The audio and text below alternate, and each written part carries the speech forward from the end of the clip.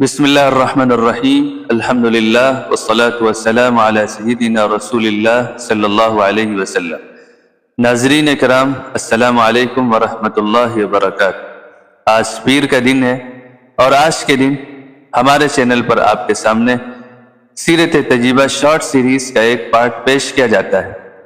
آج کی اس ویڈیو میں آپ کے سامنے ہم حضور اکرم صلی اللہ علیہ وسلم کی ولادت کا جو سال ہے اور اس کو عام الفیل کیوں کہتے ہیں، یعنی ہاتھی والا سال، دی ایئر آف ایلیفینٹ، اس کی وجہ جانیں گے اور یہی بات آپ کے سامنے پیش کریں۔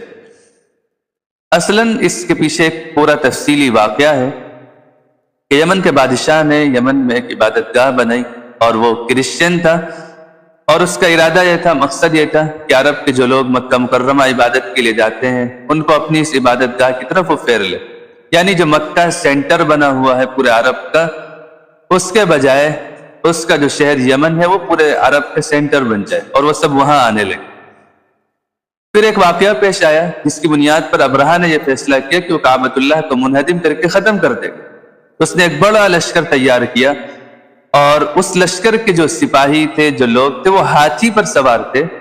اسی وجہ سے اس لشکر کو ہاتھی والا سال بھی کہا جاتا ہے، دی ایئر آف ایلیفینٹ اس کو کہتے ہیں، عام الفیل کہتے ہیں۔ اور اس واقعے کا ذکر اللہ رب العزت نے 30ویں پارے میں سورہ فیل کے نام سے کیا ہے۔ بہرحال جب ابرہہ مکہ سے قریب پہنچا تو پھر اس کی کچھ باتیں عبد المطلب کے ساتھ ہوئی اور عبد المطلب کنارہ کش ہو گئے، اپنے لوگوں کو لے کر مکہ سے نکل گئے۔ انہیں یقین تھا کہ ہم ان کا مقابلہ بھی نہیں کر سکتے، اور انہیں اس بات کا بھی یقین تھا کہ کعبۃ اللہ کا ایک رب ہے جو اس کی حفاظت کر لے گا۔ اس کے بعد ابرہہ نے اور آگے بڑھنے کا ارادہ کیا، اور جب وہ مکہ سے قریب پہنچا تو اس کا جو ہاتھی تھا جس کا نام محمود تھا، آگے بڑھنے سے انکار کر دیا۔ بہت مارا گیا، پیٹا گیا، لیکن مکے کی طرف آگے نہیں بڑھ رہا تھا۔